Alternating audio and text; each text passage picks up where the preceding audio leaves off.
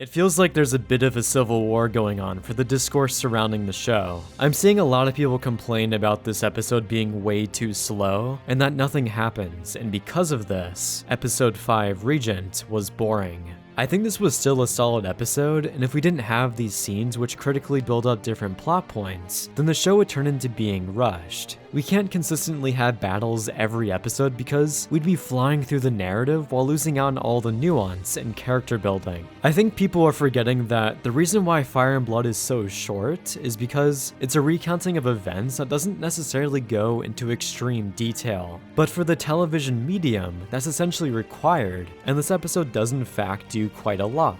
Like, let's list out everything that gets developed to essentially disprove the notion that nothing happens. We get the reactions to Rhaenys' death, we further develop the discontent of Rhaenyra's council, Alicent starts to piece together that Aemond had something to do with Aegon's fatal injury, we see yet another changed Green Council, an update on Aegon's condition, Daemon trying to tame the Riverlands, more character development for Daemon, Jacaerys dealing with the twins, an update on Rhaena, Miss Arya pitching a big plan, Corlys receiving hand, Daemon dealing with consequences, and Rhaenyra making a major revelation. And this is also me leaving out some smaller developments. Honestly, this episode does a lot of legwork in terms of building up the narrative and reshuffling certain characters into different positions. I don't really understand how this can be construed as being filler, especially since this episode follows the midpoint climax of the season that's been getting built up for multiple episodes, so a natural follow-up would be a slower episode to cool down, as characters reevaluate their positions and take in and analyze their losses before acting again, since the Battle of Rook's Rest was a fatal blow to both sides. Now, episode 5 does break a pattern set by the season that may also play into the feeling that this was boring,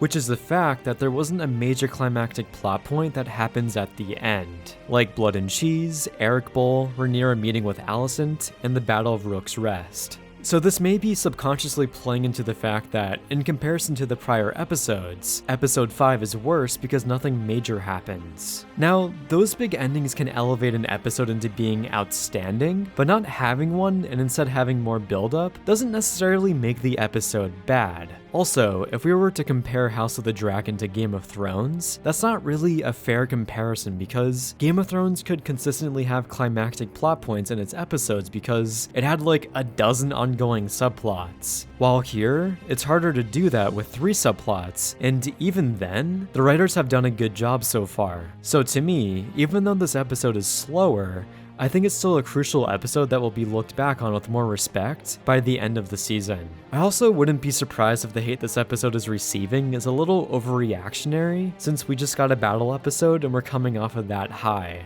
But looking into the actual quality of this episode, it has some really strong scenes and great moments. Although, I think this is kind of counterbalanced by some scenes that could have been written better. One of these examples is the beginning, where we see Corlys' reaction to Rhaenys' death. The reason why I say this is underwhelming is because, from the perspective of a writer, it's generally best to invoke a strong and realistic amount of drama and conflict in your narrative. So Corlys suddenly going back to Driftmark and having this reaction alone feels like wasted potential in terms of him interacting with other characters, given that he was literally just on Dragonstone when Rhaenys flew off to battle. So it feels weird that he immediately leaves and doesn't anxiously await for his wife to return, given that this is the first battle of the war. This would naturally position his character to channel some rage towards Rhaenyra, as he unjustifiably blames her for the death of Rhaenys. This would energize the subplot with some great emotional conflict and would be a better starting point for the episode, along with hitting the ground running with some explosive dialogue that may also help the pace a bit, instead of quickly glossing over her death with a couple of reaction shots. This would also make a better starting foundation for Corlys coming around to accepting the position of being Hand. Because honestly, one of my favorite scenes this episode was Baela convincing Corlys to do what Rhaenys would have wanted and to support Rhaenyra. So having a more explosive beginning with there being some division between Rhaenyra and Corlys could have provided more depth to the narrative, especially since the black side of the narrative has been a bit sparse lately with riveting internal conflict. probably because the primary source of said conflict left to create his own subplot. But from Damon's absence, the void he left in terms of stirring the pot and creating great conflict hasn't really been filled, and having this temporary rift between Corlys and Rhaenyra could help alleviate that feeling. Which, this is also probably why some people are losing interest in the black side, honestly. One more issue I had with the writing was towards the end of the episode, which essentially ended some scenes abruptly, like Rhaenyra's handmaid Alinda who gets into King's Landing, and Helaena confronting Aemond. Since these scenes take place towards the end of the episode, it feels like we're about to receive a climactic scene, but then the writer suddenly ends these scenes. Especially Helaena saying one line to Aemond, and then the scene just ends. I don't know if this will be picked up next episode, but it feels anticlimactic to build to a point that seems like there's going to be a climax, and then there ends up not being one. Especially since the pace and urgency really picks up towards the end of the episode, which also gives off the feeling that something major is about to happen. For me, if these two writing issues were fixed, then I'd probably enjoy the episode much more. But there are still some great things that occur throughout the episode, one of those being Alicent. I love how they write it to where she's really observant, and is able to piece together that there's something malicious happening behind the scenes. Between Aemond already having the dagger, Criston Cole being distant and immediately agreeing with Aemond, and Alicent understanding Aemond's aspirations. This development creates a deeper layer of conflict on the green side, of Alicent knowing how evil Aemond is. Like, it would have been significantly less interesting if Alicent didn't pick up on this, and was kind of just upset that Aemond was now in command. Instead, this impacts her character on a deeper level, and the moment of her having the realization that the future is fucked, and is crippled with horror and dread, was perfect. The director choosing to stay in Alicent's perspective as the camera slowly zooms in on her, with the sound drowning out, leaving just her breathing, was brilliant. She's been defeated by her own son, which is humiliating, and this singular moment essentially cripples her power in the future. This is actually a massive moment in the story with a lot of future implications, but it's done in such an incredibly subtle way that makes me respect it more and elevates the quality of the scene.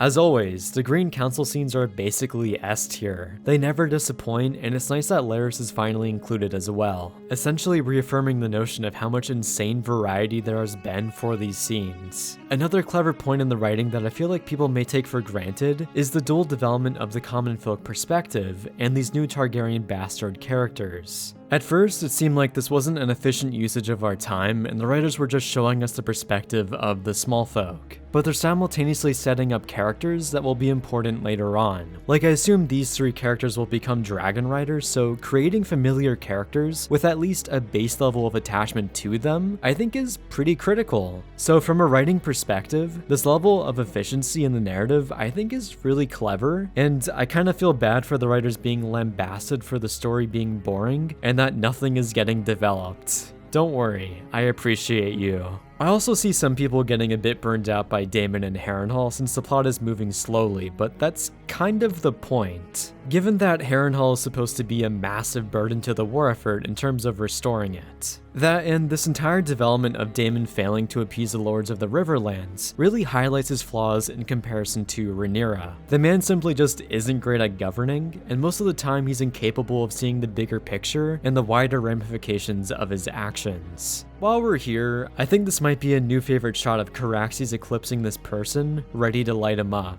Such an incredible shot that kind of fakes out the audience because you think that Daemon is about to kill the Brackens and then decides not to. Which does show a little growth for Daemon as he attempts at playing a more complex game instead of burning people to make them submit. While on the subject of Harrenhal, let's address the controversial scene of the episode where Daemon has sex with his mother that he apparently didn't know. Now, I've seen some people treat this as an atrocity, but to be fair, this was a dream and generally you don't have much control over them. Also, it's revealed that Daemon didn't know his mother, so it makes sense that he wouldn't recognize who this is, and is rightfully shocked when he finds out her identity. So I don't really take issue with this scene, and it's meant to be unsettling and to essentially build Daemon's past of being the favorite and better son. Or at least that's what he thinks from his skewed perspective. So yes, even though this is a weird scene, it still serves a purpose for Daemon's character. That, and I just found it really funny how Simon Strong teleports behind him in the dream, as if he was watching this whole time. Kind of undercuts the scene with a bit of humor, which I enjoyed. Another nice thing in this episode is that Jacaerys finally gets some agency and does something. Because it's felt like his character has been in limbo, which makes narrative sense since he's the prince, but it was leading to a point where his character was falling further into the background. It's kind of hard to toe the line of logic of keeping these characters away from harm, while simultaneously keeping them relevant. That's kind of the issue that Rhaenyra's character is running into, because she has to stay idle within her castle because if she dies, then the war is lost. And it's not like Game of Thrones where Dany's convinced to hide in Dragonstone and not use her dragons, because here, Vhagar poses a legitimate threat to her safety. This is probably why episode 3 ends with her going to meet Alicent, because it gives her more agency and impact in the story. I also find it interesting how this dichotomy is contrasted with Daemon's philosophy, because from his perspective, it's essentially all in and he has to risk everything to win. If he isn't taking risks and putting himself in danger, then he won't win the throne, which harkens back to him proving himself during the Battle of the Stepstones. So seeing this play out over the season and whether or not Rhaenyra breaks and tries to be more involved will definitely be interesting. I wouldn't be surprised if she flat out flies to Harrenhal to confront Daemon again in the future. Then the ending of the episode sends the narrative into a very interesting direction of finding more dragon riders of Targaryen descent. I think this plot point has enough weight narratively to justify this being the final scene, and to me, doesn't make the overall episode feel anticlimactic. It does kind of pale in comparison to the other episode endings, but to be fair, those were pretty insane endings, and they don't always have to be incredibly shocking. So while Regent may be one of the weaker episodes of the season off of the pure nature that it's saddled with doing a lot of build-up, I don't think it classifies the episode as being bad by any means. Besides a couple of points in the writing that I think could be improved, this was still a good episode that has great development and still features outstanding acting, directing, cinematography, editing, and much more. I can also see people compare Regent to Rhaenyra the Cruel, but for episode 2, there were a lot of payoff dialogue scenes that were essentially building up since season 1 that episode 5 fundamentally didn't have. But I'm curious to see what you guys think of this episode, since the general reaction has been pretty divided. Thank you for watching, and if you want more opinions on movies, I have a Letterboxd account. I communicate more with you guys on my Discord channel, and if you want to support the channel, then I have a Patreon. Shout out to my top patron Logan Farmer for being the best.